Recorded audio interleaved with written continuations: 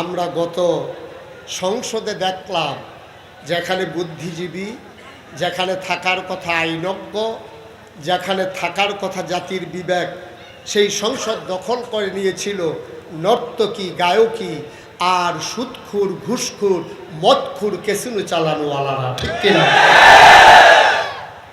গোটা পৃথিবীতে যত সংসদ আছে, রাষ্ট্রীয় যত অপকাঠামো আছে, সেখানে ভালো মানুষকে পাঠানো হয়। আর আমার দেশের সংসদে সুদখোর ছিল না কি ছিল না? ভয় পাওয়ার দরকার নেই। বিপদ আসলে আমার উপরে আসবে, আপনারা আপনাদের মতো জবাব দিয়ে। হুকুমের আসামি হলে তো আমি হব, আমি কইছি দেখেন, আপনারা কইছেন, সমস্যা নেই। মুসলমান, বাংলাদেশের সংসদে সুদখোর ছিল না কি ছিল না? ঘুষখোর, মদখোর, ক্যাসিনো চালায়, গান গায়, নাচে, আজে বাজে মানুষ দিয়া সংসদ পরিপূর্ণ। আমার আল্লাহ তাবারক ওয়া তাআলা ইমার্জেন্সি অ্যাসেম্বলি কল করলেন। আল্লাহর যে সংসদ, সেখানে স্পিকার হলেন স্বয়ং আল্লাহ, মেম্বার অফ পার্লামেন্ট হলো সমস্ত ফেরেশতারা। বলো সুবহানাল্লাহ। এই যে ভাই, এই যে ওনারা আমার দিকে তাকাইতে কন, এই যে আমি আপনারা ডাকতে আসছি, দোহানটা খুললা সারতাম পারলাম না, আপনি এখন বাহি দেন, কারবারটা কি? মাত্র ওয়াজটা শুরু হয়েছে না, উঠি শুরু হয়েছে। আপনি আইসিলেন কে লিগা? কেডা কইছে আইতে? হ্যাঁ, চিন্তাও করবেন না, উঠোনে সাফা দিয়ে বইয়া থাকে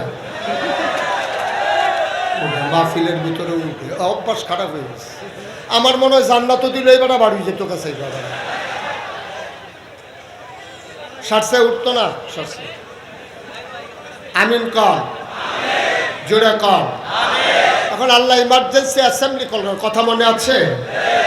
আল্লাহর একটা সংসদ আছে, সেখানে সভাপতি স্পিকার হলেন আল্লাহ, মেম্বার অফ পার্লামেন্ট সমস্ত ফেরেশতারা।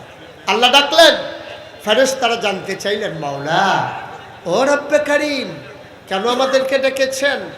আলোচনা হয়েছে লক্ষ কোটি বছর আগে, ১,৫০০ বছর পরে আমরা যেন আজ এই ৪ঠা নভেম্বর ২০২৪ দিঘুলি ইউনিয়নের মানুষগুলো যেন সে আলোচনার বিষয়টুকুন জানতে পারি।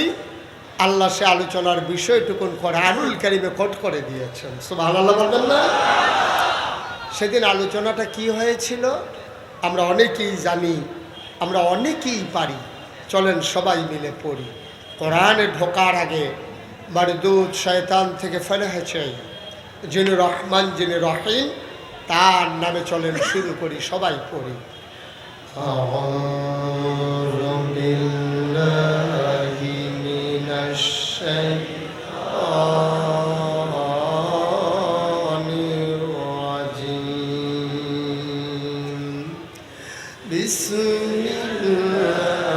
বিসমিল্লাহির রাহমানির রাহিম। ইন্নী জাইলুন ফিল আরদি খলিফা।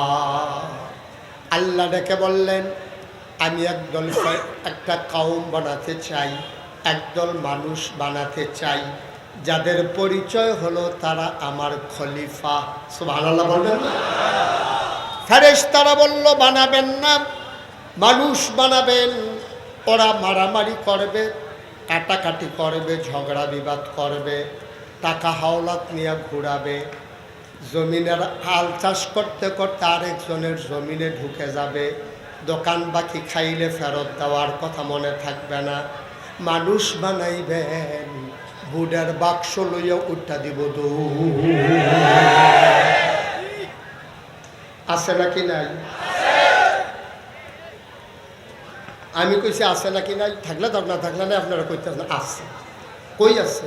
গত ৪ বছর আগে আমার মাহফিল ছিল কুমিল্লা চান্দিনা। কইছিল?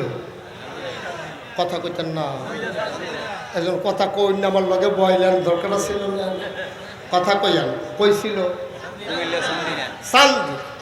তো চান্দিনা মাহফিলে যখন আমি বলছি ও ফেরেশতারা কইছে মানুষ বানাইয়েন না, বুড়ার বাক্স লইয়া উঠা দিব দৌড়, সব দাঁড়াই গেছে। হুজুর ফাওয়াজ করেন না, এখন আর বাক্স লইয়া দৌড়াদৌড়ি নাই।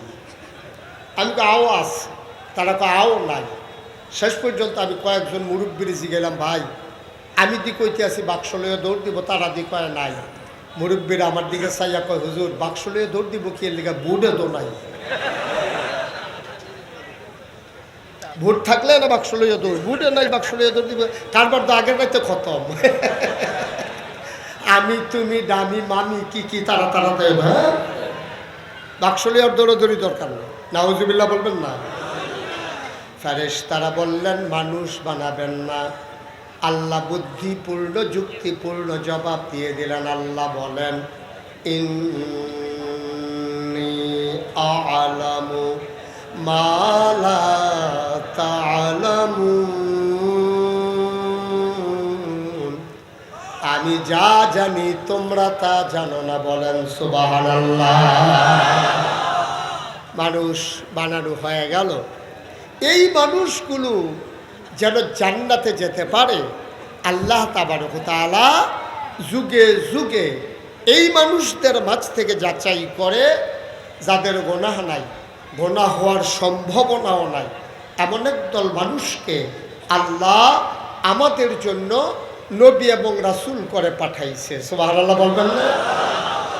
1,24,000 বলো আর 2,24,000 বলো, অসংখ্য নবী রাসূল সবাইকে আল্লাহ একটা গুণ দিয়েছেন, অনন্য বৈশিষ্ট্য দিয়েছেন, যেইগুলা শরীয়তের ভাষায় বলা হয় মুআজ্জাজা।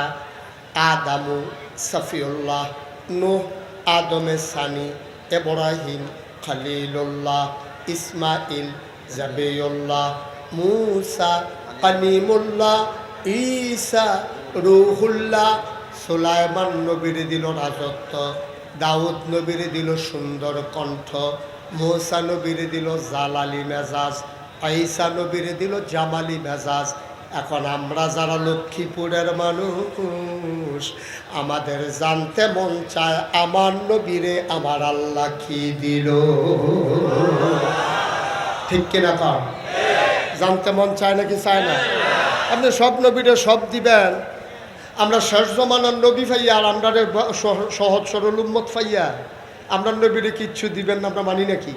আমাদের নবীরে কিচ্ছু একটা দেওয়া লাগবে, লাগবে নাকি লাগবে না? সাহাবিন তাবিন তাবে তাবিন উম্মাহাতুল মুমিনিন মুফাসসিরি কোরআন মুহাদ্দিসিনে আযম মুফতিয়ানে আযম ইমাম সাহেবান পীর মাশায়েখ সবাই মিলে একসাথ হয়ে গেল। শুনো শুনো শুনো, তোমরা জানতে চাও আমার নবীরে কি দিল? 1,24,000 বলো আর 2,24,000 বলো, সকল নবী এবং রাসূল মিলে যা আমার নবীজি একাইতা।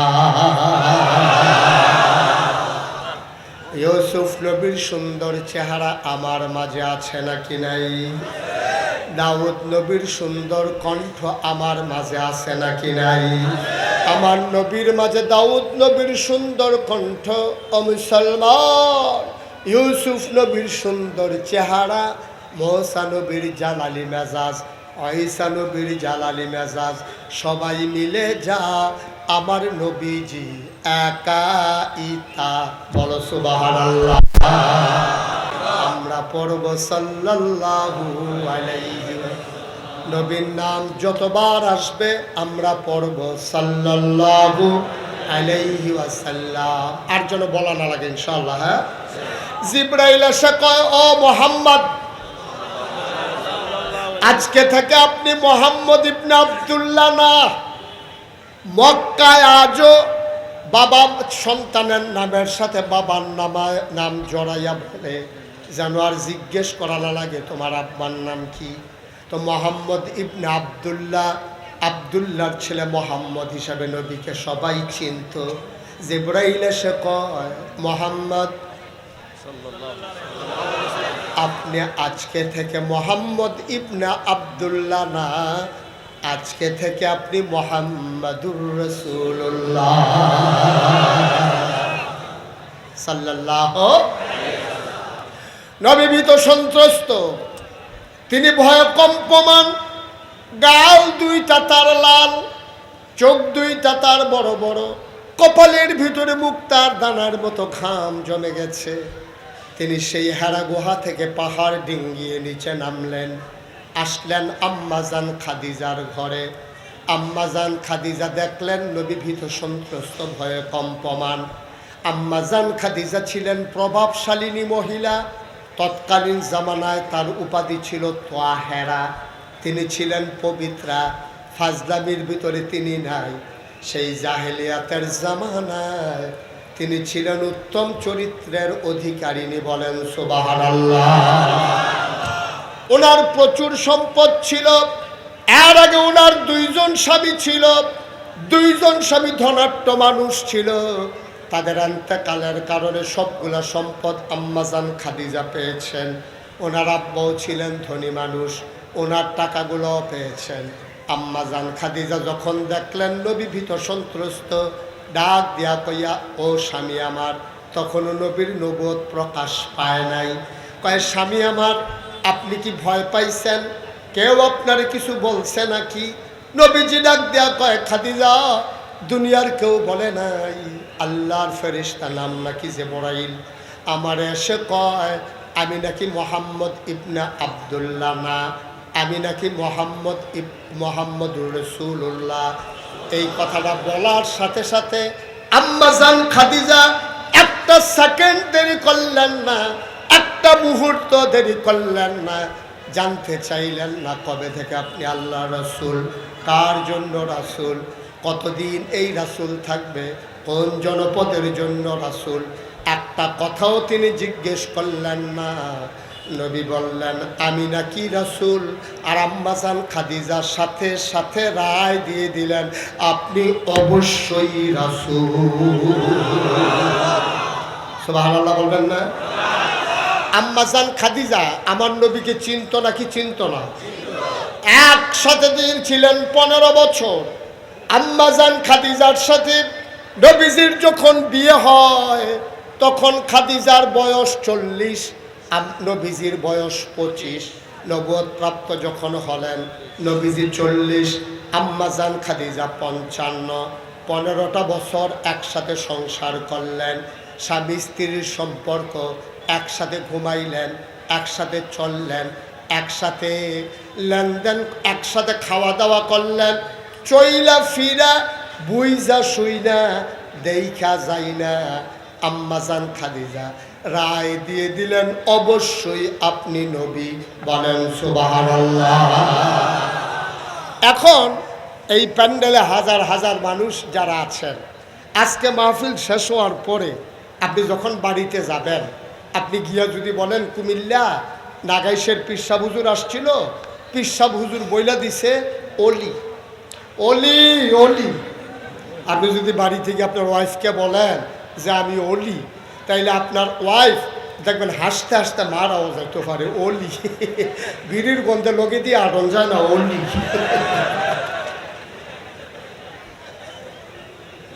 এই যে ভাইয়ারা, এই যে কি শুরু করছেন আপনারা? ভাই মাহফিলটা তো মাত্র শুরুও করতে পারলাম না, কি তামাশা করতেছেন? কেন আসছেন আপনি? চুপ মেরে বসে থাকেন, কথা শুনেন। অভ্যাসটা তো খারাপ হয়েছে, ভেজালের ভিতরে চলতে চলতে এখন আর ভালো জিনিস ভালো লাগে না। কত একটা মনে পড়ছে, এটা কি কইলে যা। আমার মাদ্রাসা পরিদর্শনে একবার টিউনু আসছে। টিউনু আসার পরে আমি ওনারে কলা দিলাম, সাগর কলা। বললাম যে স্যার, আমার মাদ্রাসার নিজের জায়গা, নিজের হাতের লাগানো কলা, কোনো ওষুধ টষুধ নাই, খুব ভালো কলা। টিউনু সব বলতেছে এই কলা আমারই দিয়েন না, সাংঘাতিক ক্ষতি হয় আমার। আমি বললাম কেন স্যার, এমনি তো কোনো ওষুধ টষুধ নাই তো। কয়ের আগে একবার ভালো কলা খাইছিলাম, 3 দিন পেট খারাপ ছিল, ভেজাল খাইতে খাইতে এখন ভালোটা আর সহ্য হয় না। আমরা তারা গান শুনতে শুনতে, বাজনা শুনতে শুনতে এখন আর কোরআনের আলোচনা ভাল লাগে না, ঠিক কিনা কম? মুসলমানের সন্তান 15 মিনিট হয়েছে না, ওয়াজ শুরু হয়েছে, হাঁটাহাঁটি শুরু করছে। আজব কারবার। মনে করছে কয়েক মিনিট পরে বোধ আমি সাইডে দিতে আছি, সাংঘাতিক দেরি হইব। এই যে তারা বসাও, এই নীল রঙের গেঞ্জি সাফা দিয়ে বসান। খারাপ কিন্তু বেশি না, খারাপ 2-4টা। খারাপ কয়টা? কিন্তু এই 2-4টারে আমাদের তারা ডাক দেয় নাই বইলে আজকে এই করুণ অবস্থা। বাংলাদেশের সংসদে 350 লোক ছিল, কেউ ডাক দেওয়ার ছিল না বইলেই পালাইতে হয়েছে, ঠিক কিনা? যদি ডাক দেওয়ার থাকতো যে আপনারা কি শুরু করছেন, এই কথা বলার লোক থাকলে আজকে দেশ সাইডে পালানো লাগে না। একটা রাজনৈতিক দল, একটা পত্রিকা, ছাত্র সমন্বয়ক কেউ বলে নাই যে সবাই দেশ ছেড়ে পালাইতে হবে। সবাই বলছিল দফা এক দাবি এক, দফা এক দাবি এক, শেখ হাসিনার পদত্যাগ, এইটা বলছিল সবাই। কিন্তু আল্লাহ কারে না, এর দূরে হইতো না। আহা, কথা বলেন কেন? এখানে বসে বসে কে কথা বলে? বেয়াদব।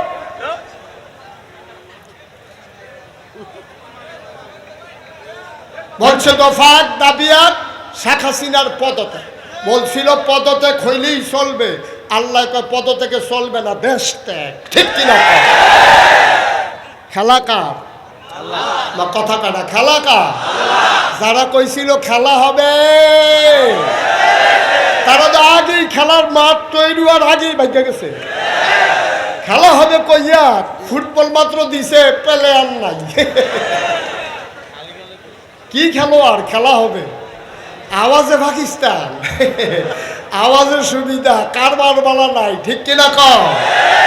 যারা বলছিল খেলা হবে তাদেরকে মাঠে খুঁজা পাওয়া যায় নাই, শুধু পদত্যাগ করে নাই, আল্লাহ দেশ ত্যাগ করাই ছাড়ছে, ঠিক কিনা বলো? কষ্ট হইতেছে আপনাদের? বিরক্ত করা যাবে না, মাহফিলে উঠাউঠি করা যাবে না। আমি যতক্ষণ ওয়াজ করব একজন লোক উঠার চিন্তাও করবেন না, চুপ মেরে বসে থাকবেন। হাঁটাহাঁটি আমি পছন্দ করি না। বসেন সবাই, কোন আমিন জুড়ে, আরো জুড়ে। আমার কথা কি শুনতে আপনাদের অসুবিধা হয়? তো যখন যেটা বলতে সাথে সাথে বলবেন, বলেন সুবহানাল্লাহ।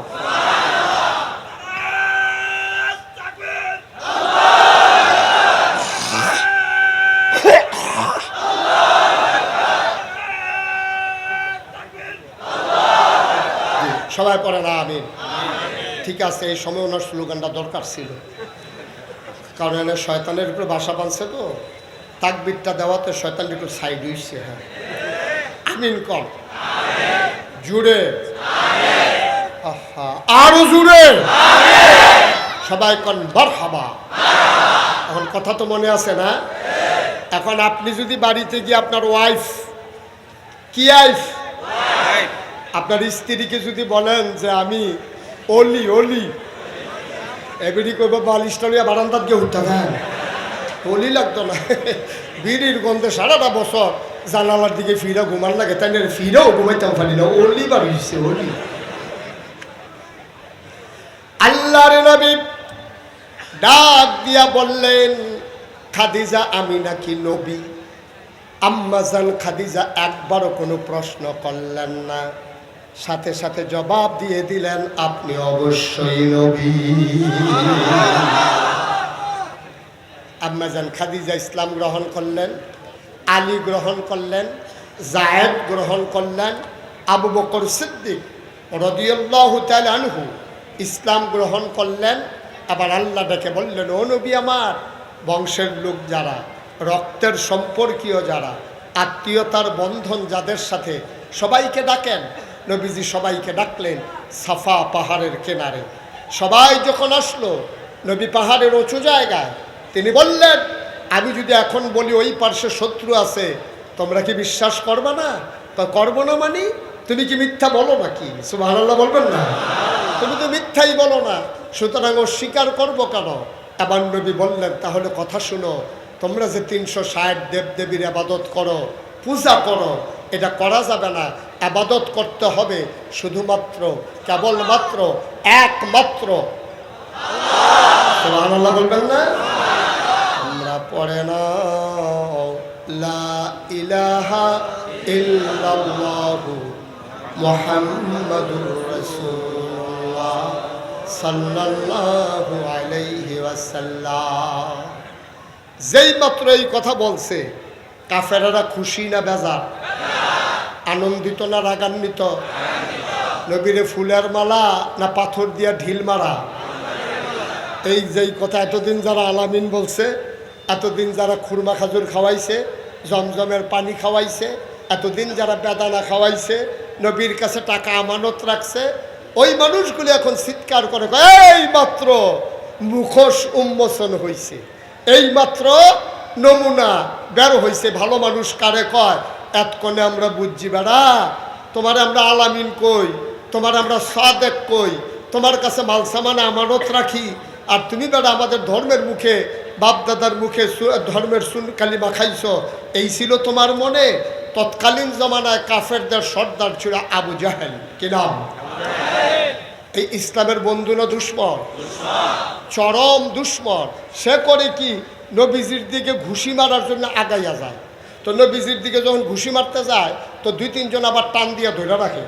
যখন দুইজনে ঝগড়া লাগে, যদি ধরুন না থাকে, ঝগড়া জমে বেশি, সাইরা দেন দুইজনে দুইটা খাইয়া ইয়া ফোরক, আপনার ঠেললেও আর ফেলাইতেন পারতেন। আর আবু যখন রুইখা যায় নবীর গায়ে ঘুষি মারার জন্য, তো দুই তিনজনের টান দেয়, আবু জাহেলকে সাইরা, কিন্তু সাইরা দিলে আবার আগায় না, কারণ তার মনে চিন্তা যে যদি মোহাম্মদের গায়ে আমি আঘাত করি, মোহাম্মদের যারা চাচা আছে তারা যদি আমার ফিরাই আঘাত শুরু করে, তা আমি যাব আবু জাহেল নাই। এই চিন্তা করে সে যায়, দেয় না। এবার নবীর আপন চাচা নাম হইল আবু লাহাব। কি নাম? কথা না, কি নাম? আবু লাহাব। সে করছে কি, আবার একটা পাথর হাতে নিছে, পিছনে কথা বললেন না, পাথর হাতে নিয়ে সে নবীর দিকে ঢিল মারছে, জঘন্য একটা গালি দিছে, ইয়া মোহাম্মদ তাব্বান লাক, ও মোহাম্মদ তোমার ধ্বংস হোক। নাউজুবিল্লাহ বলবেন না? এটা কিন্তু আপন চাচা আবু লাহাব। এই ঢিলটা যখন মারছে, পাথর নবীরে চিনছে, পাথরটা সামনে পড়া গড়াইয়া নবীর কদম মুবারকে গিয়া লেগে গেছে, পাথর আর নবীর গায়ে লাগে নাই। সুবহানাল্লাহ বলবেন। এখন পাথর মাইরা আবু লাহাব যখন গালি মারছে, নবীজি ওরা তো আরবি বুঝতো, ইয়া মোহাম্মদ তাব্বালাক, ও মোহাম্মদ তোমার ধ্বংস হোক, এই কথা বইলা যখন গালি দিছে, নবীর মনে আনন্দ না কষ্ট? কথা কয় না, আনন্দ না কষ্ট? সাহাবায়ে কেরাম নবীরে কানে কানে কই, ইয়া রাসূলুল্লাহ আবু লাহাব কি ধরে রাখতা? আরে না, আমরা এখন মাইনরিটি, ওরা মেজরিটি, আমরা এখন ওদের সাথে পারবো না, সময় আসবে ইনশাআল্লাহ। ঠিক কিনা কও? সময় আসবে, অপেক্ষা করো।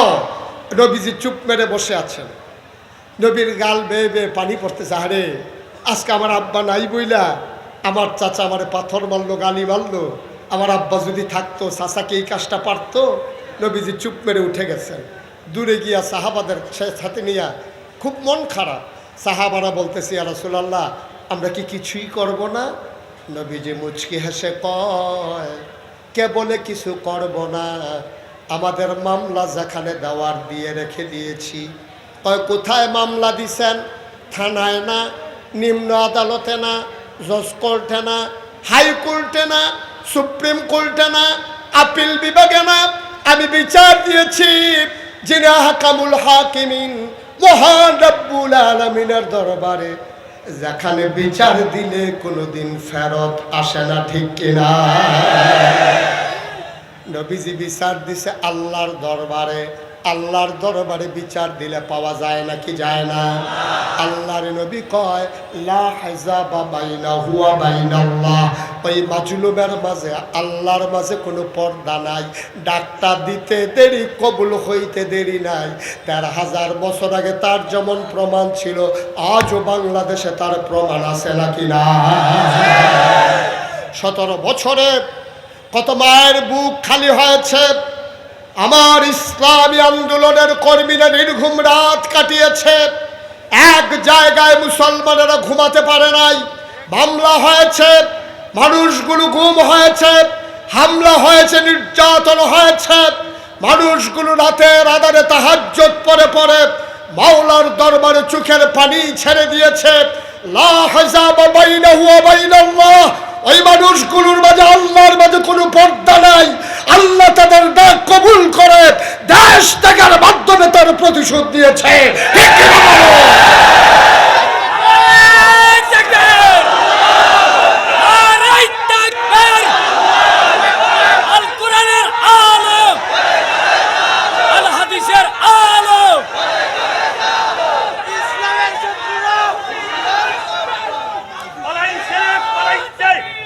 সবাই পড়েন আমিন, জোরে পড়েন আমিন। ফালাইছে তো অনেক দিন হয়েছে, এতদিন পরে কইতেছে 3 মাস হয়ে গেছে, এতদিনে কয় ফালাইছে। উনি বোধহয় দেখা করতে গেছিল, ফাইসেন আছে এখন মনে হয়েছে। আমিন ক।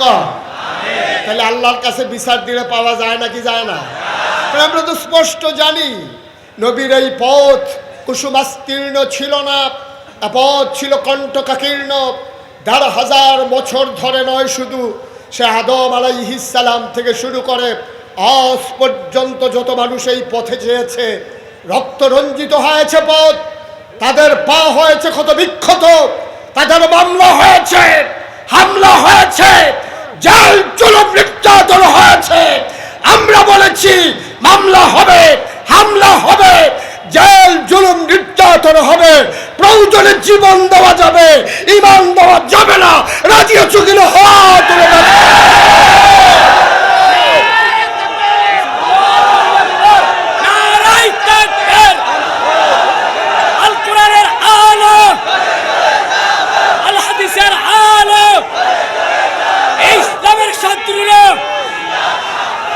ইসলামের শত্রুরা নারায়ে তাকবীর। এইটাই সুযোগ যাওয়ার, এই জন্য উনি 2 জন গেছে। এই সুযোগ আর পায় না, না পায়, জিতছে জিতছে, বাড়ুইছে, বারো হইলেতে বাড়ুইছে, বাইক দিয়া কইতে পারবো বাড়ুইছি। তখন জেলখানাতে ছিলি তাহলে বেড়া। আমিন কয় না রে? জোরে কয় না আমিন? তাহলে নবীজি বিচার দিচ্ছেন কার দরবারে?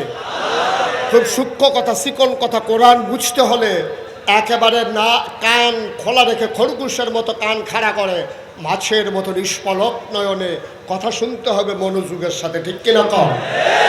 এখন মোহাম্মদ তাব্বালাক বলে গালি দিছিল আবু লাহাব, মনে আছে কথা? নবীজি বিচার দিছে কার কাছে? কথা কেনা কার কাছে? এমন সময় নবী বসে বসে দুঃখ করতেছেন, সাহাবারা বলতেছে ইয়া রাসূলুল্লাহ দেখছেন আপনার চাচাই কি কাজটা করলো। নবীজিকে টেনশন করো না, জায়গা মতো বিচার দিয়া রাখছি। কিছুক্ষণ পরে নবী মুস্কি মুস্কি হাসতেছেন, সুবহানাল্লাহ বলবেন না? তিনি বললেন ওয়ালাইকুম আসসালাম ওয়া রাহমাতুল্লাহ। সাহাবারা কেউ সালাম শুনলো না, কিন্তু তিনি বলতেছেন ওয়ালাইকুম আসসালাম ওয়া রাহমাতুল্লাহ। আচ্ছা, আমি যদি এখন মাহফিলের মাঝে দিয়া বলি ওয়ালাইকুম আসসালাম ওয়া রাহমাতুল্লাহ, আপনারা আশ্চর্য হবেন না যে হুজুরটা কে সালাম দিল, হুজুরের মাঝে দিয়ে কি কইলো? এটা আপনারা চিন্তা, ছেলে এটা নামান, ও ছেলে না তো বেড়া, তো হ্যাঁ নামান, এটা ঘুরাইতে আছে বেড়া। তো আপনি ওয়াজ শুনতেছেন কেন ভাই? আমিন কন, জুড়ে কন। এখন নবীজি কয় ওয়ালাইকুম আসসালাম ওয়া রাহমাতুল্লাহ। সাহাবারা অবাক বিস্ময়ে তাকিয়ে রইলেন, ইয়া রাসূলুল্লাহ সালাম কে দিল? আল্লাহর নবী কয় আল্লাহর ফেরেশতা জিবরাইল এসে গেছে, আমারে কয় আসসালাতু ওয়াসসালামু আলাইকা ইয়া রাসূলুল্লাহ, আসসালাতু ওয়াসসালামু আলাইকা ইয়া হাবিবাল্লাহ, আসসালাতু ওয়াসসালামু আলাইকা ইয়া শাফিয়াল মুজনুবিন, আসসালাতু ওয়াসসালামু আলাইকা ইয়া রাহমাতাল লিল আলামিন। নবী কয় ওয়ালাইকুম আসসালাম ওয়া রাহমাতুল্লাহ। জিবরাইল এসে কয় নবী গো, আপনি কি আল্লাহর কাছে কোনো বিচার দিছিলেন? সুবহানাল্লাহ বলেন না? আপনি কি আল্লাহর কাছে কোনো বিচার টিচার দিছিলেন নাকি? কয় জানাই রাখছিলাম। কয় কি জানাইছিলেন?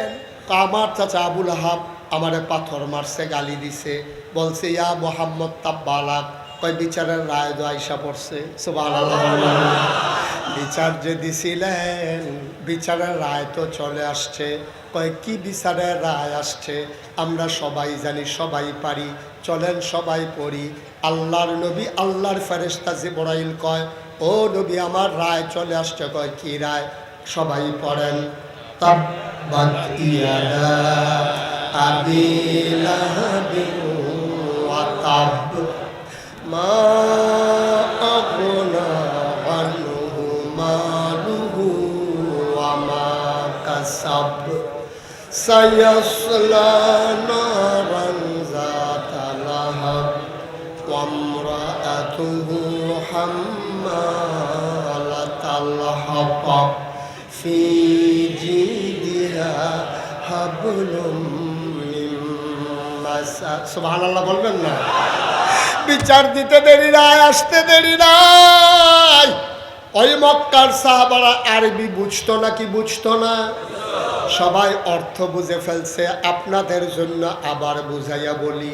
আল্লাহ কয়, খুব খেয়াল, গভীর মনোযোগ। আল্লাহ কয় আল্লাহ কয় তাব্বাত। এই খেয়াল করেন, ওই আবু লাহাব বলছিল তাব্বালাক ইয়া মুহাম্মদ, আর আল্লাহ কয় তাব্বাত, ধ্বংস হয়ে গেছে। ধ্বংস হয়ে গেছে, হবে না গেছে, ধ্বংস হয়ে গেছে। ইয়াদা, দুই হাত, আবি লাহাব, আবু লাহাবের, ওয়াত্তাব, এমন ধ্বংস হইছে ট্রমা সেন্টারে নিতে পারবা, কবিরাজের বাইক নিতে পারবা, চডি লাগাইয়া গলার লগে বান্ধা দিব, এই আতার জোড়া লাগতো না। সুবহানাল্লাহ বলবেন না? ওকরে ভাঙ্গার মতো ভাঙছে, মনে হয় যেমন চাক্কা, ট্রাকের চাক্কা হাতের উফরে দিয়ে গেছে। এই কারণে এখানে সিহন কথা আছে, সূক্ষ্ম কথা, গভীর মনোযোগ।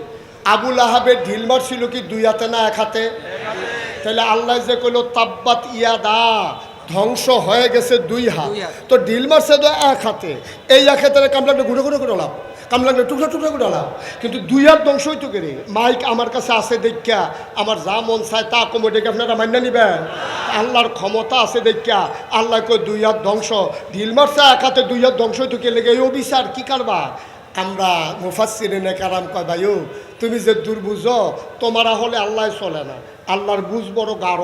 কারণ যদিও সে এক হাতে ঢিল মারছে, কয় ফলাফাইনে যে ক্রিকেট খেলেনিও, ফলাফাইন ক্রিকেট খেলতে গিয়া একজনে ব্যাট ধরে আরেকজনে বল করে। এই বল করতে গিয়া একটা হাত কি গামছা দিয়া বান্ধা লয়? কথা কথা, গামছা দিয়ে হাত বান্ধা লয়? কি করে? এমনি এক হাতে বল লয়, আর এমনি এমনি এমনি আগাইতে গিয়া সেটা এরপরে এই হাতে হেইও কয়, এই হাতে ঢিল মারে। ঠিক কিনা কয়? তাহলে দুনু হাতের অবদান আছে নাকি নাই? ক্রিকেটার যখন বল করে তার দুই হাতের অবদান থাকে, এক হাতে ঢিল মারে আর এক হাতে হেইও কয়।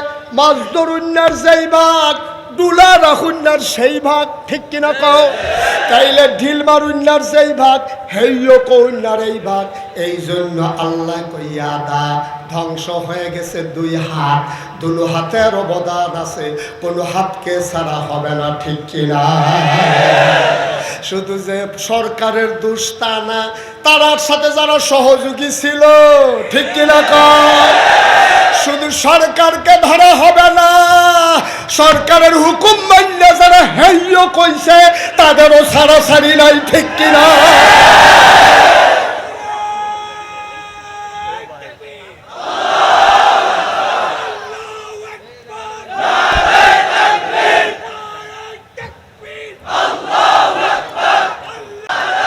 সবাই পড়েন আমিন, জুড়ে পড়েন। তাইলে আল্লাহ কয় তাব্বাত ইয়াদা, ধ্বংস হয়ে গেছে কয় হাত? কথা কয় না, কয় হাত? এটা কি অবিচার হয়েছে না বিচার ঠিক আছে? অন্যায় বিচার হয়েছে না ন্যায় বিচার হয়েছে? ওই মাছ ধরুন্নার যেই ভাগ, ডুলা রহুন্নারও সেই ভাগ, ভাগ সমান সমান। সুতরাং আল্লাহ বিচার করে না। এরা কথা আছে, আল্লাহ কথা কয় কম, বুঝায় বেশি। আল্লাহ আমাদের মতো এত কথা কয় না। আল্লাহ সংক্ষিপ্ত কথা কইয়া বেশি বুঝাই দিছে। যদিও আল্লাহ বলছে তাব্বাত ইয়াদা, ধ্বংস হয়ে গেছে দুই হাত, মুফাসসিরিনে কারাম কয় এখানে এই দুইয়ের ভিতর আছে 6 হাত। কয় হাত? কথা কয় না দেখি, কয় হাত? 6 হাত। আমি একটা একটা করে হাতের নাম বলবো, আপনারা 1 2 গন্ডা যাবেন। হ্যাঁ, আপনার দেখি 6টা হয় কি না। ডাইন হাত নকল এক পায় না, জোরে কয় না। আরে আওয়াজ হইব কেমন? সভাপতি তো কয় না, বাচ্চির তো লান্দায় সভাপতি না করলে মানুষ কবি করলো, সবাই তো আপনার দিকে চাই যাবি। সে ডাইন হাত ফাইনাল লিখে তো করতে করতেছে। ডাইন হাত, বাম হাত, দুনিয়া আখেরাত, ছেলে মেয়ে বউ সম্পদ। কয়টা হইল? আল্লাহ কইছে ইয়াদা 2 হাত, ভিতরে রইছে 6 হাত। আবার বলি, ডাইন হাত, বাম হাত, দুনিয়া আখেরাত, ছেলে মেয়ে বউ সম্পদ। আল্লাহ আবুল আহাব রে, কোন জায়গায় ঢিল মারছো টের পাও নাই? কার গায়ে আঘাত করছো টের পাও নাই?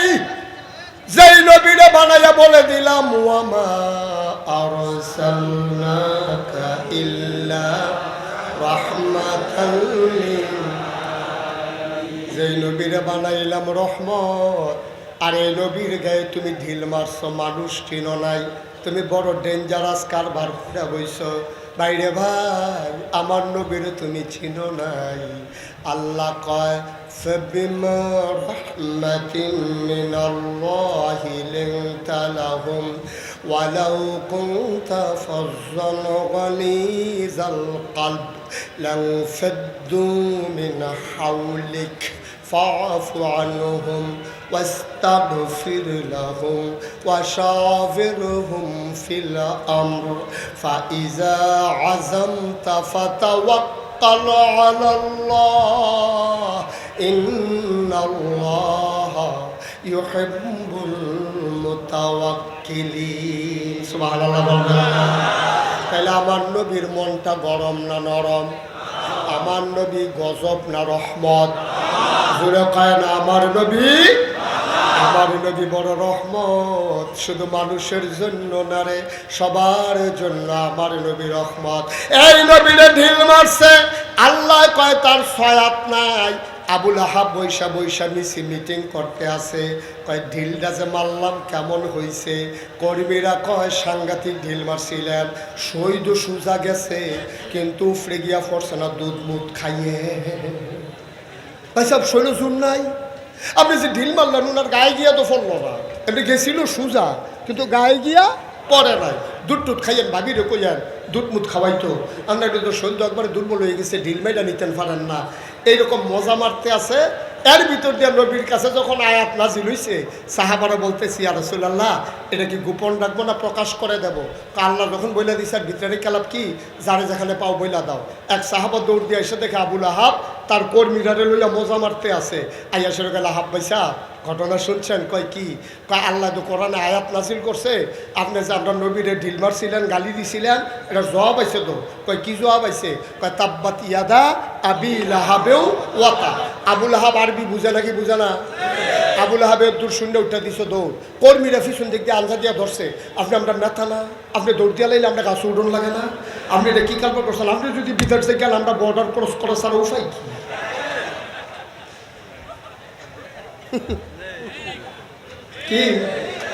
আপনি যদি হেলিকপ্টারটা উঠে দেওয়া যায় কেন, আমরা যদি নিচে দিয়ে যাওয়ার লাগে উপায় নাই তো। হেলিকপ্টার তো আর সবার লাগে না, ঠিক কিনা কম? আর আপনি যদি দৌড় দেন, তাহলে আমরা সাধারণ কর্মীর উপায় কি? আবুল আহাবে কি কইছে শুনবেন? আবুল আহাব কয়, আরে বেড়া, আমি কি দৌড় দেওয়া দিব নাকি তোরা দৌড় দিবি? আয়াত নাজিল হইছে আমার ব্যাপারে, ফলাফাই নাইতেছে আমার গণভবন, তোরা দৌড় দিবি কি? আমি এনে টার হইতেছি কি যাই কি আছে, গরম ভাত খাইতাম পারছি? গরম ভাতই খাইতাম পারছি না। এটা নিজেকে আপনি আমি দৌড় দিলাম কি লেগা? আমার দৌড় ছাড়া উপায় কি? আয়াত নাজিল হইছে, আয়াত নাজিল হইছে আমার ব্যাপারে, আমি এনে টার হইতেছি কি কারবার যাইতে আছে। এবার কাফেরেরা কয়, লাহাব ভাইসা আপনি কি মোহাম্মদের আল্লাহরে মানেন? কয় না। তো মোহাম্মদের আল্লাহ কি কইলো না কইলো এগুলো নিয়ে আপনার চিন্তার দরকার কি? আবুল আহাব সিল্লান দেখো, ভাই রে, মোহাম্মদের আল্লাহরে তো মানি না, কিন্তু খেয়াল করে দেখছি মোহাম্মদের আল্লাহ যা কয় তাই হয়। সুবহানাল্লাহ বললো। হয় নাকি হয় না?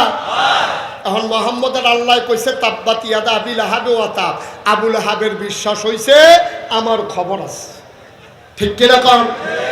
আবু লাহাবে মনে মনে চিন্তা করতেছে আল্লাহ যে কোনো 6টা জিনিস নাই, কোন জিনিসটা দিয়েছে ধরে আল্লাহ ভালো জানে। আল্লাহ কয় ধরাম তোর বউরে দিয়া। কারে দিয়া? আবু লাহাবের বউ ছিল সাংঘাতিক খারাপ। এরকম খারাপ মহিলা বাংলাদেশও আছে নাকি নাই? জায়গা মতো তো আছে, আবার জিগা আসেনি। আপনাদের এলাকায় বোধহয় নাই? আরে নাই, না না, থাকলে তখন কয়েকজন দাঁড়াই গেল। আমি দাউদকান্দি যখন মাহফিলে গিয়া কইছি ও অনেক মহিলা আছে খারাপ, এক বুড়া বেড়া দাঁড়াই হুজুর আমরা ঘর হয়ে আছি। আপনি এটা করতেন গেছেন কি লিখে, এটা মানুষে জানে হুজুরের ভিতরে কালাপ কি, তাই আমার আংরা বানাই নিছে তাই। আর ভিতরে কালাপ কি কইয়া দিয়া মরে যে বাসাম কয় বছর, নাউজুবিল্লাহ বলবেন না। এরকম অসভ্য মহিলা আছে নাকি নাই? আবু লাহাবের বউ ছিল অসভ্য। এটা কি নগণ্য না জঘন্য? জঘন্য অসভ্য। আবু লাহাবের বউটা নবীর আফন চাষি, রাস্তার ভিতরে কাটা পিঠা রাখতো। নবী যখন তাহাজ্জুদের সময় উঠতো আর রাস্তার ভিতরে যখন যাইতো, কাটাটা যখন পায়ের ভিতরে ঢুকতো, নবী যখন উফ বলে কাঁদতো, তখন আবু লাহাবের স্ত্রী খিলখিল করে হাইসা জানালা বন্ধ করতো। নাউজুবিল্লাহ বলবেন না। আল্লাহর নবী আঘাত সইতে পারেন না, মায়ের কথা মনে পড়ে যায়। আরে শাশি তো মায়ের মতো, আমার শাশি আমার কাটা বিছায় আবার খিলখিল করে হাসে। আল্লাহর খেলা বড় কঠিন খেলা। আবু লাহাবের বউ তো আরবি বুঝতো। আবু লাহাবের বউয়ের কাছে কে জানি গিয়া কইছে, ওই তোমার স্বামীর নামে মোহাম্মদের আল্লাহ আয়াত নাজিল করছে। কয় কি কইছে? কইছে তাব্বাত ইয়াদা আবি লাহাবে ওয়া তাব। আবু লাহাবের বউ তো আরবি বুঝতো। দাওড়া হাতে লইয়া কাপড়টা কাঁচা দিয়া আবু লাহাবের বউ বাড়ি গেছে। মোহাম্মদ রাজকে পাইলে 2 টুকরা। আল্লাহর নবী মতে মতে হাঁটে। আবু লাহাবের বউ তালাশ করতে আছে নবীরে। ঘুরতে ঘুরতে আবু লাহাবের বউ ওই স্ত্রীর দাও নিয়া গাইতেছে। আল্লাহর নবী আর আবু বকর একসাথে হাঁটতেছে। আবু বকর সিদ্দিক ডাক দেয়া কয়, নবী গো, ও নবী, আবু লাহাবের বউ তো আসতে আছে, হাতের ভিতরে দাও। আল্লাহর নবী মুচকে হাসি দিয়া কয়, ও আবু বকর, চিন্তার দরকার নাই, আবু লাহাবের স্ত্রী আমারে দেখবে না। ঠিক ঠিক সামনে আইসা আবু বকর, আরে ভাই আবু বকর কথা বললেন না পিছনে। ঠিক ঠিক আবু লাহাবের বউ আবু বকরের সামনে আইসা কয়, তোমার লগেরটা কো? নবীজির পাশে দাঁড়াই রয়েছে। আইসা জিগা, তোমার লগের মোহাম্মদ কো? আবু বকর মুচকি মুচকি হাসে, মনে মনে কয়, দেখে না দেখে না রে, দেখে না, কারবার বইটা গেছে। আবু লাহাবের বউ সন্ধ্যা পর্যন্ত তালাশ করছে, আমার নবীরে পায় নাই। রাগ কমছে না বাড়ছে। হাতে দাও নিয়ে একটা রশি নিয়া উনি চইলা গেছে জঙ্গলের ভিতরে।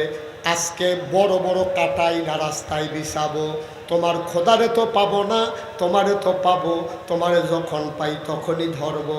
জঙ্গলের ভেতরে গিয়া বড় বড় কাটা কাইটা আনছে। আইনা সবগুলা কাটা কাইটা রশি দিয়া গিট্টু মারছে। গিট্টুর নাম হইল হরকা গিট্টু। এটা কি আপনারা চিনেন? হরকা গিট্টু কারে কইছিলেন? সাইয়া রয়েছে, চিনেন না আপনি? আরে সভাপতি এমনি মরহুম মরহুম কেড়ে বুঝতাম না কিছু। হরকা গিট্টু চিনা? পয়লা আমি একটা দিয়া সেটা উল্টাই আপনি হ্যাঁ, এটা আর কি চিনছেন না? আপনারা হরকা গিট্টু চিনছেন? আপনাদের এলাকায় ওয়াজ করতে সুবিধা। আমি কক্সবাজার মাহফিলও গিয়া আমি যখন জিজ্ঞেস কইছি যে আবু লাহাবের বউয়ে হরকা গিট্টু দিছে, হ্যাঁ তারা আমার দিকে চাইয়া রয়েছে। আমি কো হরকা হরকা কি? আর তারা এমনি চাইয়া রয়েছে, কিচ্ছু বুঝেন। আমি আরে বুঝছেন না, রশিদারে লইয়া আপনি একটা দিয়া তারপরে উল্টাইয়া যে দেয়, ফ্যাট পারো টান দিলে যে খুললা যে গিয়া না। অনেকক্ষণ চেষ্টা করলাম, বুঝে না। আমার লগে দিয়া ফাজেল মাদ্রাসার এক প্রিন্সিপাল সভাপতি এইবারে বইয়া রয়েছে, তো ওনারে কইলাম যে হুজুর আপনি গিট্টুটা একটু তারারে বুঝাইয়া কম। হ্যাঁ আমার দিকে হাসি দিয়ে আমি বুঝলে না, তারারে বুঝাই। আমি তো বুঝি নাই, তো হ্যাঁ কি বুঝলাম। তো পরে চিন্তা করছি কক্সবাজার মাহফিলে যাওয়ার সময় দড়ি লইয়া যাবো, হরকা কারে কইছি নাই দিয়া পর আমার যা করে। কষ্ট হইতে আছে? মাইক সাইডা দেওয়া দরকার। এখন আবুল আহাবের বউ গাছের কাটা কাইটা যখন হরখা গিট্টু দিছে, এখন উঠাইতে পারে না, ওজন বেশি হয়ে গেছে। জঙ্গলের ভিতরে তো আর মানুষ নাই, এখন এটা উঠাবে কেমনে? আমরা যদি দেখতাম কোনো মানুষ নাই, বোঝাটা একটু ভারী হয়ে গেছে, আমরা হইলে কি করতাম? কথা মানে কি করতাম? একটু কমাই নিতাম। যেহেতু ধর তুলতে পারতেছি না, এখন জোরে জোরে তো কিছু নাই, আমরা হইলে কমাই নিতাম, পরে আইসা প্রয়োজন অন্য গোলা নিব। হ্যাঁ তো কমাইতো না, হ্যাঁ তো ইয়া বেশি তো। কি বেশি এটা কম যেত না, ইয়া বেশি। খালি ইয়াটা ধরে রাখেন, হ্যাঁ ইয়া। এই কি বেশি এটা কম, হ্যাঁ ইয়া বেশি তো। হ্যাঁ হ্যাঁ কমাইতো না তো। হ্যাঁ যখন কমায় না, আল্লাহ কাছে লাইন করতে আসি। শয়তান আইয়া আবুল আহাবের বউরে বুদ্ধি দিছে। আমরা চিকন কথাতে আইসা পড়ছি, মৌল আওয়াজে আইসা পড়ছি। এখন বোঝা তো উঠাইতে পারে না, এখন এই বোঝা উঠাবে কেমনে? শয়তান আইয়া বুদ্ধি দিছে, খুব খেয়াল করেন। একটা পাহাড়ের উপরে ধাক্কাইয়া যদি তুলতে পারো, তাইলে মাথা নিচু করে বোঝাটারে গৈরান দিয়া মাথার উপরে আনলে নিয়ে যাইতে পারবা। যেই বুদ্ধি সেই কাজ। পাহাড়ি ওই জঙ্গলটা পাহাড়ের পাথরের। এই মহিলা আবুল আহাবের স্ত্রী মহিলা ধাক্কাইয়া বোঝাটারে একটা পাথরের উপরে নিয়ে তুলছে। এই খেয়াল করেন, আপনারা সবাই কি দেখতে পাচ্ছেন এখানে? কয়টা বোতল? দুইটা। আমি মনে করছি কেউ নিয়ে আবার তিনটা মনে করেন। কয়টা? এখন আবুল আহাবের বউয়ের মাথায় বুদ্ধি দিছে, কয় যে একটা পাহাড়ের উপরে বোঝাটা উঠাইবা। মনে করেন এই পাহাড়ে, বুঝতে পারছেন? সামনের বোতলটা একটা পাহাড়, এটার উপরে নিয়ে বোঝা উঠাইছে। এই মাঝের ফাঁকে আবুল আহাবের বউ দাঁড়াইছে, পিছনে আরেকটা পাথর। সামনের পাথরে বোঝা, মাঝে ফাঁকা, পেছনে আরেকটা পাথর। জায়গাটা কি চিনছেন? কথা বলে সবাই চিনছেন জায়গা? সামনে কি, পিছনে কি, মাঝে কি? এই ফাঁকা জায়গার ভিতরে দাঁড়াইছে আবুল আহাবের স্ত্রী। সামনের পাথর হইল বোঝা। মাথা নোয়াইয়া যখন সামনের পাথরতে গড়ানি দিছে যে মাথায় পাথর উঠলে, বোঝাটা উঠলে আস্তে করে দাঁড়াইয়া বাড়িতে চলে আসবো। এখন গড়ানি যখন দিছে, ফেরেস্তাইকে একটু আঙ্গুল দিয়ে গুতা দিছে নাকি কি জানি, গড়ানিটা ফেটে গেছে জুড়ে। জুড়ে পড়ার কারণে এখন হরখা গিট্টু দিলে এরকম একটা গুণ রশির ভিতরে থাকে নাকি থাকে না? এখন যখন জুড়ে গৈরানি দিছে, বোঝা ফেটে গেছে এই পেছনের পাথরের পিছন দিয়া। এখন মহিলা এমনি তো রয়েছে তো যখন বোঝা গৈরান দিছে পিছনের দিকে গেছে, এই মহিলা বাঁকা হয়ে গেছে। সামনের পাথরে পা আটকাই গেছে, পেছনের পাথরে কোমর আটকাই গেছে, আর মহিলার গলার ভিতরে গিয়া হরখার গুলডা আটকাইছে। খালাকা কথা না, খালাকা এই রশির যে গুলডা এদিকে আটকাইছে মহিলার গলা। সামনের পাথরের জন্য পা উঠে না, পেছনের পাথরের জন্য কোমর নিচে নামে না। এখন গলার ভিতরে লেগে গেছে ফাঁসি, আর কাটাগুলা সবগুলো ঝুইলা রয়েছে। এখন পড়ে গেছে গলায় ফাঁসি। দুই তিনটা আওয়াজ কইরা তাই না, তাই খালাকা কথা বলে খালাকা। এখানে কি নবীজির কোনো সাহাবা গেছিল? নবীজি গেছিল? খালাকা আল্লাহর কি কঠিন খেলা দেখেন। ওনার নিজের হাতের কাটা, এই গাছের কাটা দিয়া, ওনার রশির বাদ দিয়া, রশির হরখার গুল দিয়া, পাথরের ভিতরে পার কোমর আটকাইয়া আবুল আহাবের স্ত্রীর গলায় ফাঁসি লাইয়া, তাই যখন মারা গেছে, সন্ধ্যা হয়ে গেছে, আবুল আহাবের স্ত্রী ঘরে আসে না। আবুল আহাব ঘরে গিয়া দেখে আবুল আহাবের স্ত্রী নাই। কতক্ষণ ডাকি চাই, কই গেলা, কোনো খবর নাই। এর ভিতর দিয়া খুঁজা টেকো যখন পায় না, রাস্তায় গিয়া কয় ভাই তোমরা ভাবিরে দেখছো নি? কয় না ভাই সাহ, ভাবিরে তো সারাদিন দেখছি দাউ লইয়া ঘুরে। কহ শরীরটা তো একটু রাগ বেশি, এখন জানি কই গেছে। একজনে কই দেখছি পাহাড়ের দিকে গেছে। বাতি টাতি লইয়া, লাঠি সোটা লইয়া পাহাড়ের ভিতরে গিয়া কয়েকজন ঢুইকা দেখে আবুল আহাবের স্ত্রী পা আটকাই গেছে পাথরে, কোমর আটকাই গেছে পাথরে, গলার ভিতরে ফাঁসি লাইগা গেছে। দৌড়াইয়া আইসা বলতেছে ভাই সাহ, ভাবিরে পাওয়া গেছে। ভাবিরে? কই কই পাওয়া গেছে? কয় জঙ্গলের ভিতরে। কয় কি অবস্থা? কয় গলার ভিতরে ফাঁসি লাইগা ভাবির জিব্বা বাড়ি রইছে, ভাবি মারা গেছে। আবুল আহাবে চিল্লান দিয়া কয় এই রশি মশি কিচ্ছু না রে, কাটা টাটা কিচ্ছু না, তাব্বাত ইয়াদা। তাব্বাত খেলা কা খেলা তো কয়টা জিনিস না থাকতো না কথা কোনো কয়টা একটা লইয়া টান দিছে পরে তো আবুল আহাব সারা বেলা লাগি গেছে গা। আল্লাহর খেলা কঠিন খেলা ভাই, কি মজার খেলা। আল্লাহর কোন মুসলমানের সাহায্য নেন নাই। ওই সময় যদি কোনো মুসলমান আবুল আহাবের গায়ে আঘাত করত, তার বউয়ের গায়ে আঘাত করত, তাইলে বাঁচার উপায় ছিল না। এবং আবুল আহাবের এমন ক্ষমতা ছিল, ওরা ছিল মেজরিটি, মুসলমান ছিল মাইনরিটি। আল্লাহ কয় খেলা খেলবো আমি, তোমাদের কিচ্ছু লাগবে না। যারা খেলা হবে বইলা সারাটা বছর মানুষকে ডাকছে। আল্লাহ কয় তোমাদের সাথে কোনো মানুষের খেলা হবে না, খেলা হবে স্বয়ং আমি আল্লাহর। ঠিক কিনা? খেলা হবে কার? আল্লাহর সাথে খেলার মতো খেলোয়াড় এই পৃথিবীতে আছে? আমি বলি বেড়া সলিমুদ্দি আর কলিমুদ্দি আল্লাহর সাথে খেলতে চাও? নমরুদের মতো মানুষটা দুনিয়া থেকে বিদায় হইল জোতার পিঠা খাইয়া। ফেরাউনের মতো বেড়ায় বিদায় হইল পানির নিচে ডুইবা। সাদ্দাতের মতো বেড়ায় দুনিয়া থেকে বিদায় হইল ওই দুই পা দুই দিকে দিয়া। সাত কারুনের মতো লোকটা বিদায় হইল মাটির নিচে ডুইবা।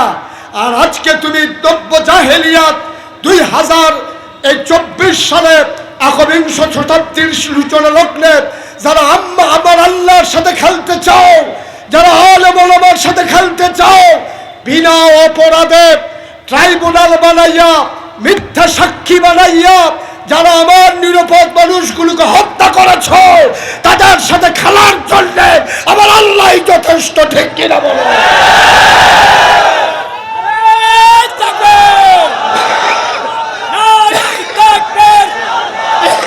আল কোরআনের আলো, আল হাদিসের আলো।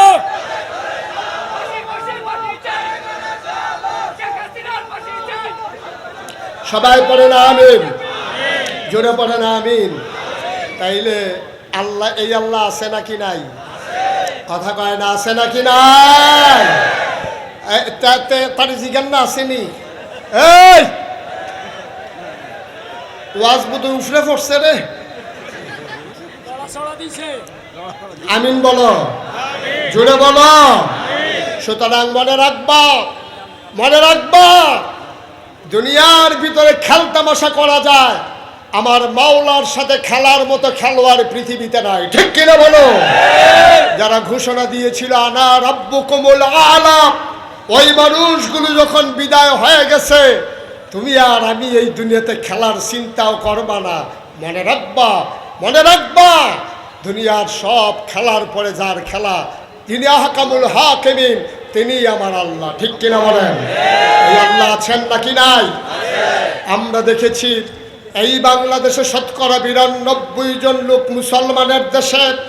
আমরা খেয়াল করে দেখেছি এই মুসলমানের দেশে একদল মানুষ বুদ্ধিজীবী নামের কলঙ্ক, ওরা বিভিন্ন টকশুন নামে সময়ে সময় ইসলামের বিরোধিতা করে। ঠিক কিনা বলো? আমি বলেছি যে এই দেশে 92% জন লোক মুসলমান, যেই দেশ মসজিদের দেশ, যেই দেশ মাদ্রাসার দেশ, যেই দেশ আলেম ওলামার দেশ, এই দেশে শীততাপ নিয়ন্ত্রিত কক্ষে বসে পুলিশ পাহারায় ওই যখন ঢাকা রাজধানীতে ইসলামের বিরোধিতা করো, আমি বলি রাজধানীতে ইসলামের বিরোধিতা করা সহজ, পাল্লা লক্ষ্মীপুরের জমিনে এসে বলো পিঠের চামড়া নিয়ে ঢাকা যাওয়া যাবে না।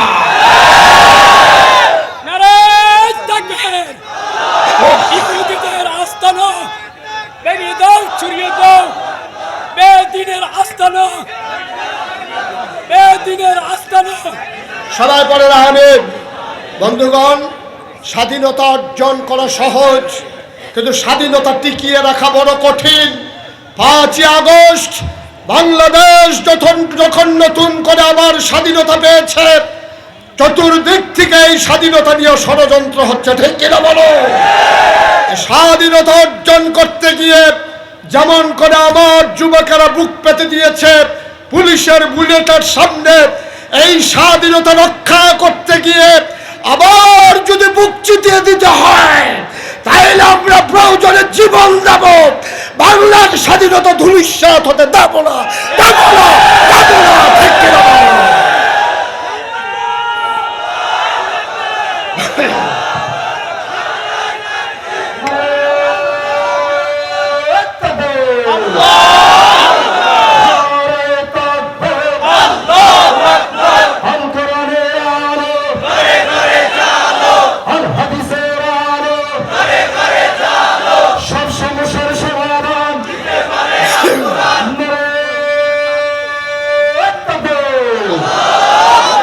সবাই পড়ে না আমিন।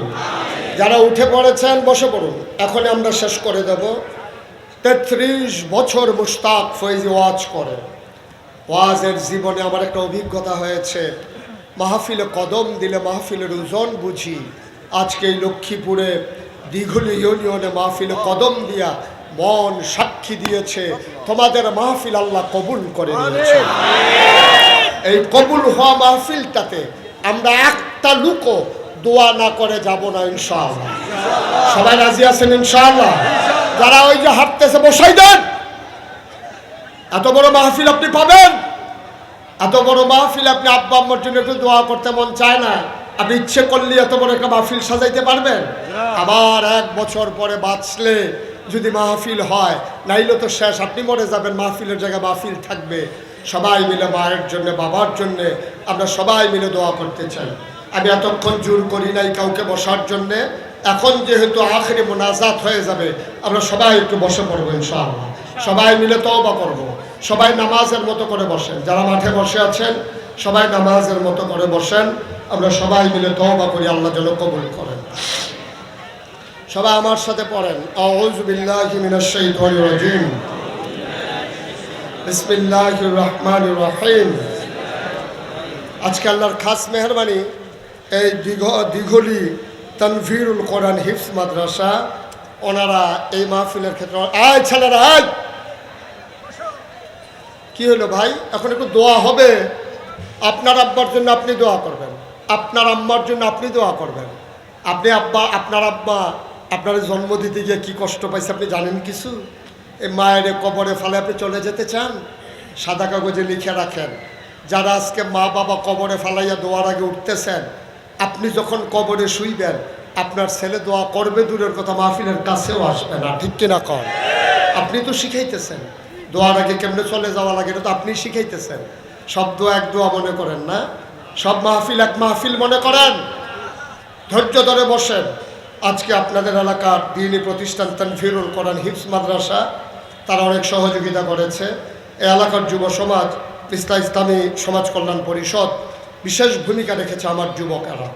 ইনশাআল্লাহ ভবিষ্যতে এই মাহফিলটা টিকে থাকবে, আমরা সবাই মিলে দোয়া করি। সবাই কোন আমিন। বন্ধুগণ, আমার সম্পর্কে আপনাদের মোটেও ধারণা নাই, যেহেতু আমি আর কখনো আপনাদের কাছে আসিনি।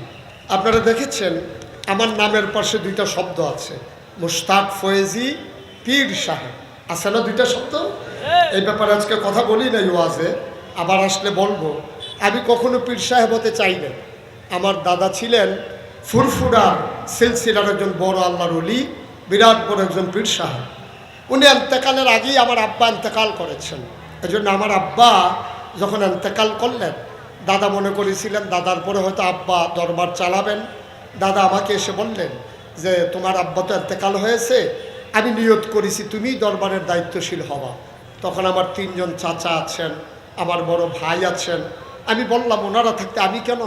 উনি আমাকে জড়াইয়া ধরলেন, চোখের পানি ছেড়ে দিয়ে বললেন, আমি বুঝি কারে দায়িত্ব দেওয়া লাগবে, আমি বুঝে নিয়েছি এটা হয়তো আল্লাহর ফয়সালা, আমি আর বাধা দেই নাই। কিন্তু আমি বলেছিলাম যে আমাকে যদি পীর সাহেব বানাতে হয় তাহলে আমাকে কিছু জমিন দেওয়া লাগবে। আমার দাদা তো ধনী মানুষ ছিলেন না, উনি মাত্র 9 শতক, কয় শতক? মাত্র 9 শতক জমিন দরবারের নামে দিয়েছেন। উনি আমাকে বললেন জমিন দিয়ে কি করবা? আমি বললাম এই দরবার কামাইয়ের পথ হবে না, এই দরবার জনগণের খেদমতে কাজে লাগবে। আমি তার দায়িত্ব নেওয়ার পরে জমিন কিনা শুরু করলাম। আমি জমিন কিনলাম 1800 শতক। কয় শতক? আমার দাদা দিছে কয় শতক? আর আমি কিনছি কয় শতক? 18 শতক 18 শতক উনি ইয়া করছেন। আরে মিয়া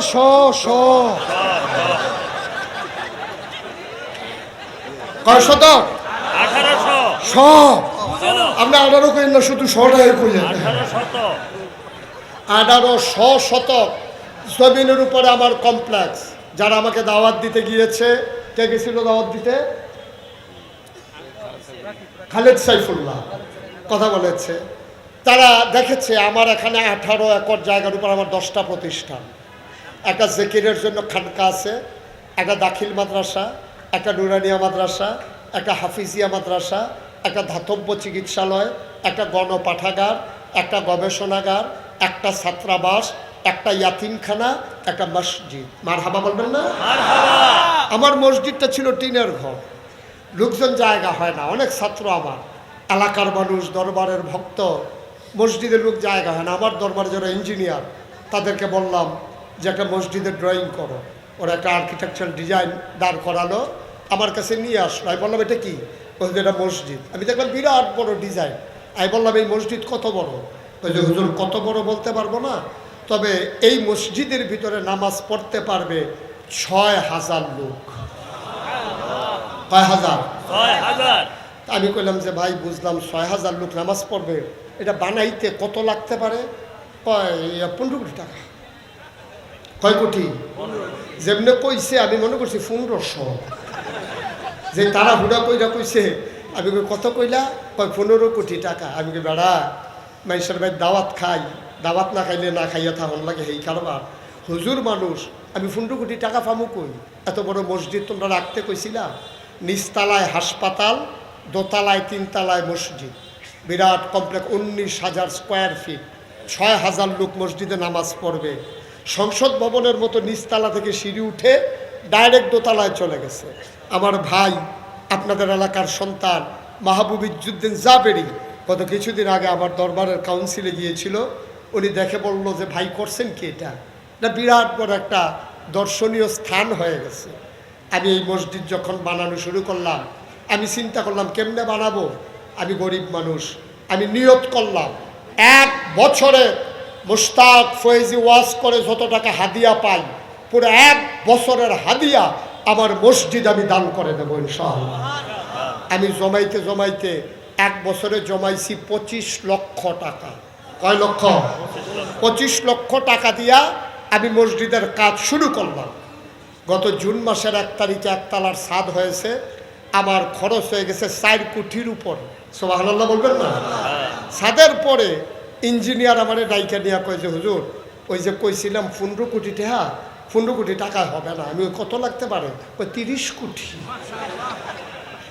ডর কি কমছে না বাড়ছে? কিন্তু সাহস বাড়ছে আমার। যেহেতু 4 কোটি টাকার উপরে খরচ করে ফেলছি, 1 তলার ছাদ করতে করতে 1 টাকাও ঋণ নাই। আলহামদুলিল্লাহ বলবেন না? আমি যখন বাইরের দেশে ওয়াজ করতে যাই, ছেলেরা যখন দৌড়াই এসে আমার জড়াইয়া ধরে টাকা দেয়, তখন আমি বুঝে ফেলছি এই মসজিদ আল্লাহ কবুল করে নেবেন।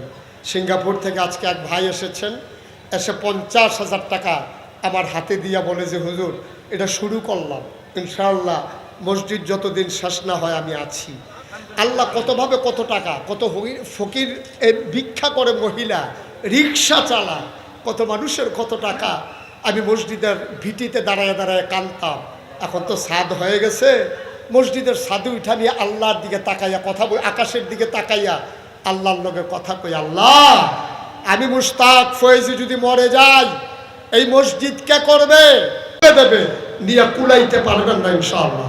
আমার যারা ভলান্টিয়ার তারা আপনাদের কাছে আসবে। যারা এখানে আছেন কেউ যদি মনে করেন যে হুজুর আমি 1,000 টাকা দিতে চাই, আমি 500 টাকা দিতে চাই, আমি মসজিদে শরীক হতে চাই, আমিও হতে চাই গর্বিত সদস্য, আমরা প্রাণ ভরে দোয়া করব। একটা লুক উঠবেন না, সবাই জায়গায় বসে থাকবেন, আমরা তওবা করব। আর এই ফাঁকে যারা শরীক হতে চান, আমার ভাইয়ার ওই জায়গায় ভাই দাঁড়িয়েছেন, আরও যারা স্বেচ্ছাসেবকরা আছো, ইউটিউবার যারা আছো, তোমরা ভিতরে যাও। সবাই মিলে দাঁড়িয়ে যারা আছেন, বসে যারা আছেন, 10টা টাকা, 5টা টাকা, 50, 100 টাকা, আপনি গরিব হবেন না। এই মাশাআল্লাহ আমার এক ভাই, জি জি ওমান প্রবাসী, উনি নগদ 500 টাকা দিয়েছে। কে দিয়েছে? 5,000? ইঞ্জিনিয়ার সুলাইমান ভাই উনি 5,000 টাকা দিয়েছেন আমার মসজিদের জন্য। আল্লাহ তুমি কবুল করো। জি, আল্লাহ যেন কবুল করেন। সবাই একজন লোকও খালি যাইয়েন না, 2টা টাকা দিয়ে। আমি বলছি আপনি 2 টাকা দেন, আল্লাহ ঢাইলা দেবে, নিয়ে কুলাইতে পারবেন না ইনশাআল্লাহ। 1,000 টাকা দেন, 500 টাকা দেন, আমাকে তো দেবেন না, আল্লাহর ঘর মসজিদে দেবেন। ভাই এই যে ভাই, না এটা করা যাবে না, দোয়া করে যান, দোয়া করে যান, বসেন সবাই, টাকাগুলা দেন আর আমার সাথে তওবা করেন। সবাই পড়েন আউযু বিল্লাহি মিনাশ শাইতানির রাজিম। বলেন আউযু বিল্লাহি মিনাশ শাইতানির রাজিম। أعوذ بالله من الشيطان الرجيم বিসমিল্লাহির রহমানির রহিম। بسم الله الرحمن الرحيم আস্তাগফিরুল্লাহ أستغفر الله রাব্বি ربي মিন কুল্লি যামব من كل ذنب ওয়া আতুবু ইলাইহি وأتوب إليه লা হাওলা لا حول ওয়ালা কুওয়াতা ولا قوة ইল্লা বিল্লাহি إلا بالله আলিয়্যিল আযীম। العلي হে العظيم আল্লাহ, الله হে আল্লাহ, হে আল্লাহ, ইচ্ছায় অনিচ্ছায় প্রকাশ্যে গোপনে শয়তানের কুমন্ত্রণায় পড়ে, নফসের তাড়নায় পড়ে যে এটা কি করলেন আপনারা, দোয়া করে যাবেন না? আস্তাগফিরুল্লাহ। ছেলেরা বসো।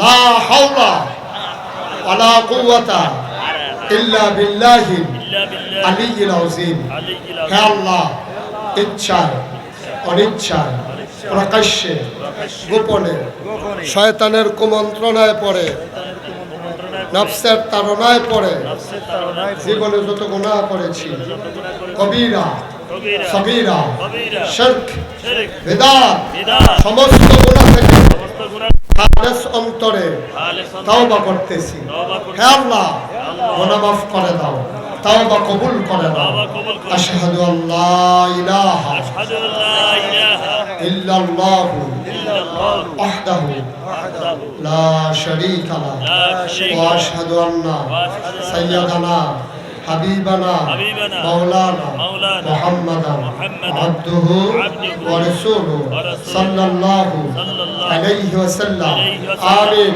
আমিন। আমিন آمين আল্লাহুম্মা আমিন। اللهم যারা দাঁড়িয়ে আছেন সবাই বসে পড়েন, দোয়ার আদব হচ্ছে বসে বসে পড়া। 1 মিনিটের জন্য বসেন, আমি অনুরোধ করছি 1 মিনিটের জন্য বসেন, দোয়াতে শরীক হন, কপাল খুলে যাবে ভাইয়া, একটু বসেন।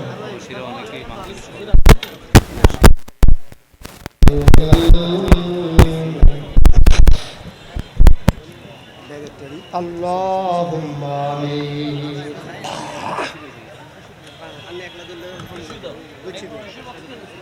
ربنا ظلمنا أنفسنا وإن لم تغفر لنا وترحمنا لنكونن من الخاسرين. ربنا آتنا في الدنيا حسنة وفي الآخرة حسنة وقنا عذاب النار. ভাই, শব্দ এক দোয়া মনে করেন না, একজন লোক এখানে দাঁড়িয়ে থাকবে না, বসেন, দোয়াতে শরীক হন, বেয়াদবি করবেন না, বসেন।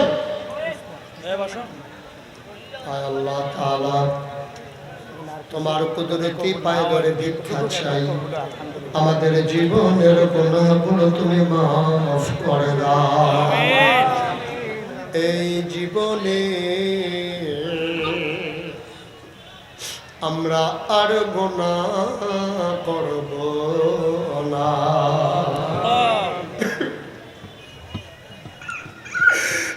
মাওলানা কারীম, তুমি একটু দিঘুলি এই ময়দানে তাকায়া দেখো কেমন করে মানুষগুলো হাত বাড়িয়ে কান্দে, তোমার কি মায়া লাগে না? বলেন আল্লাহ আল্লাহ আল্লাহ, তোমার কি মায়া লাগে না? তোমার কি দয়া লাগে না?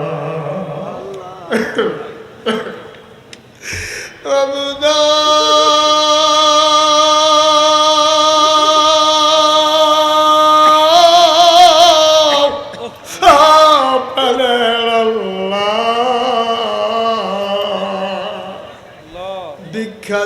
ভিক্ষা চাই এই জীবনে আমরা আর গুনাহ করব না। আমিন। বলেন আল্লাহ আল্লাহ আল্লাহ আল্লাহ।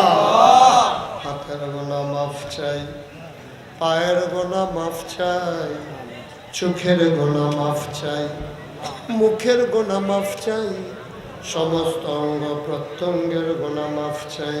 আমিন। এই জীবনে আমরা আর গোনা করব না। আমিন। আয় আল্লাহ তাআলা, আমি জানি না কার আব্বা নাই, আমি জানি না কার আম্মা নাই, আমার আব্বা নাই, আমি বুঝি বাপ না থাকলে কেমন লাগে।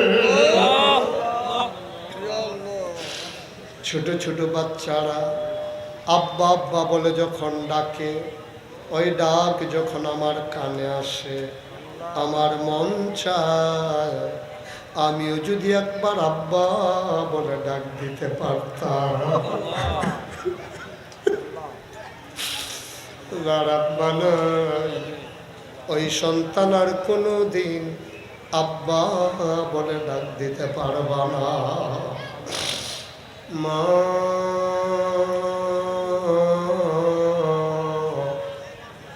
মা মা গো মা, আরে মা মা।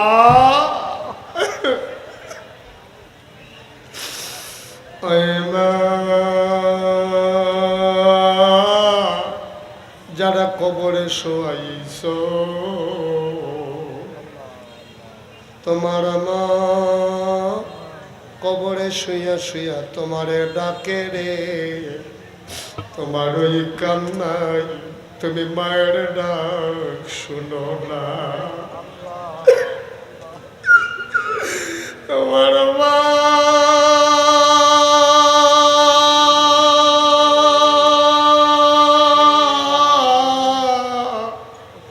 কবরে শুয়ে শুয়ে কান্দে রে, তোমার ওই চোখ নাই, তুমি মায়ের চোখের পানি দেখো না। তোমার মা তোমার ডেকে ডেকে কয়, ও আমার আদরের সন্তান।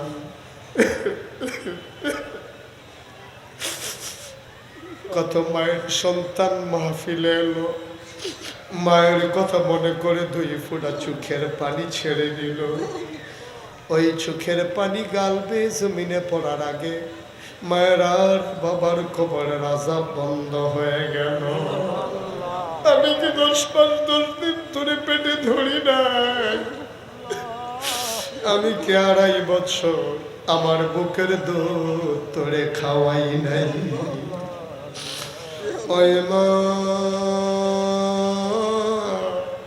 যারা কবরে শোয়াইছো, ওই বাবা যারা কবরে শোয়াইছো, চলো আব্বার কথা মনে করে, আম্মার কথা মনে করে, চলো সবাই মিলে দোয়া করে দেই। সবাই পড়ো, রব্বিরহামহুমা কামা রাব্বায়ানি সগীরা, রব্বিরহামহুমা কামা রাব্বায়ানি সগীরা। আয় আল্লাহ তাআলা, ও মাওলা রব্বে করিম, যাদের আব্বা আম্মা বেঁচে আছেন দীর্ঘ দীর্ঘ নেক হায়াত দান করে দাও। আর আল্লাহ আমাদের ভিতরে যারা অসুস্থ শিফায়ে কামেলা নসিব করে দাও। যারা বিদেশে পড়ে আছে, আল্লাহ মাহফিলের জন্য কতভাবে কত টাকা খরচ করেছে, আয় আল্লাহ সুন্দরভাবে সহি সালামতে বিদেশি জিন্দেগি করার তৌফিক দান করে দাও। আয় আল্লাহ তাআলা, আমাদের এই ব্যবসায়ী ভাইয়েরা ব্যবসার ভিতরে রহমত আর বরকত নাজিল করে দাও। আয় আল্লাহ, 5ই আগস্টের স্বাধীনতা অর্জন করতে গিয়ে নিজেদের সবচেয়ে প্রিয় যে জিনিস জীবন, ওই জীবন যারা আল্লাহ তোমার নাজরানা পেশ করে দিল, ওই জীবন আল্লাহ তুমি শহীদ হিসাবে কবুল আর মঞ্জুর করে নাও। যার গেছে সে বুঝে রে কি গেছে, যার গেছে সে বুঝে রে তার কি গেছে, যে হারাইছে সে বুঝে কি হারাইছে। যার ছেলে শহীদ হয়ে গেল ওই বাবা বুঝে রে ছেলের দাম কত, যে ছেলের আম্মা বলে ডাক দেয় না ওই মা বুঝে সন্তানের দাম কত। এই আব্বা আম্মাকে সান্ত্বনা দেওয়ার মতো বাংলায় কোনো ভাষা আমার জানা নাই বাংলা। তুমি তাদেরকে কবুল আর মঞ্জুর করে দাও। আমার এই বাংলাদেশের স্বাধীনতা সার্বভৌমত্ব তুমি রক্ষা করো। সকল ষড়যন্ত্রের হাত থেকে বাংলাদেশকে তুমি হেফাজত করো। শয়তানের শয়তানি, মানুষের শয়তানি, জিনের শয়তানি থেকে এই দেশটাকে তুমি হেফাজত করে রাখো। আসমানি বালা, জমিনি বালা, হাওয়াই বালা থেকে এই দেশটারে তুমি হেফাজত করো।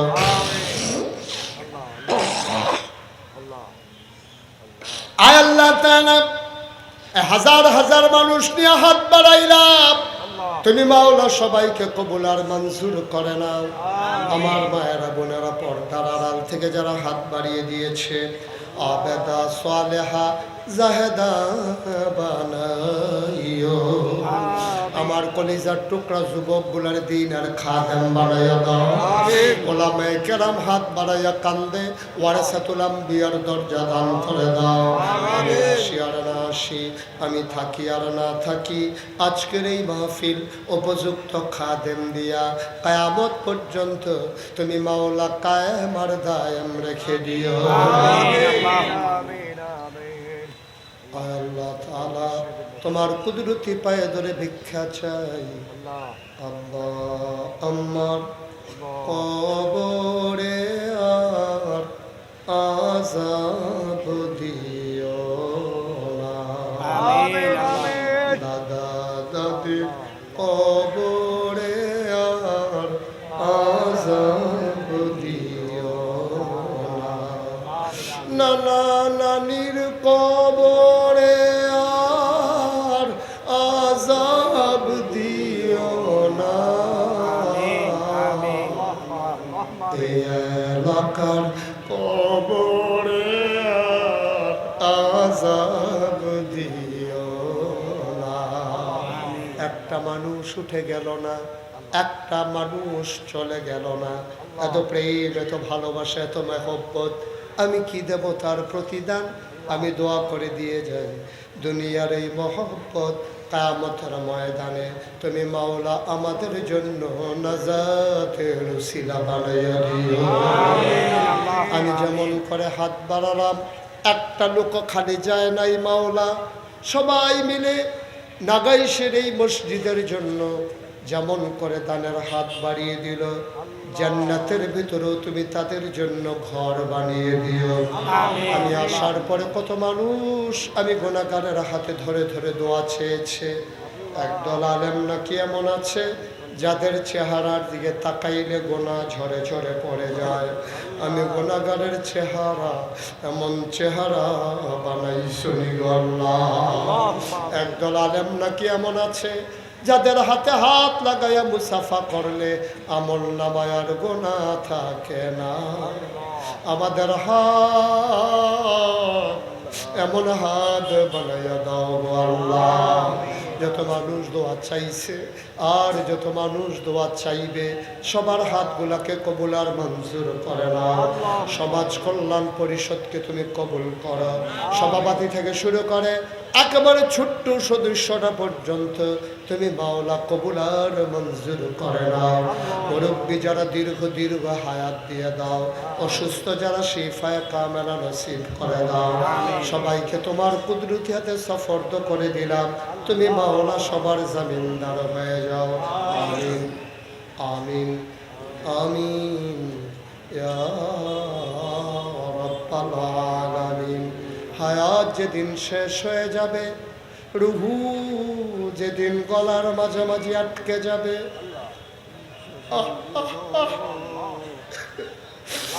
ওই কঠিন মুসিবতের সময় তুমি রাজি থেকে তোমার হাবিবকে রাজি রেখে আমাদের কণ্ঠে ওই মধুর কলেমা তুমি জারি করে দিও লা ইলাহা ইল্লাল্লাহ মুহাম্মাদুর রাসূলুল্লাহ সাল্লাল্লাহু আলাইহি ওয়াসাল্লাম।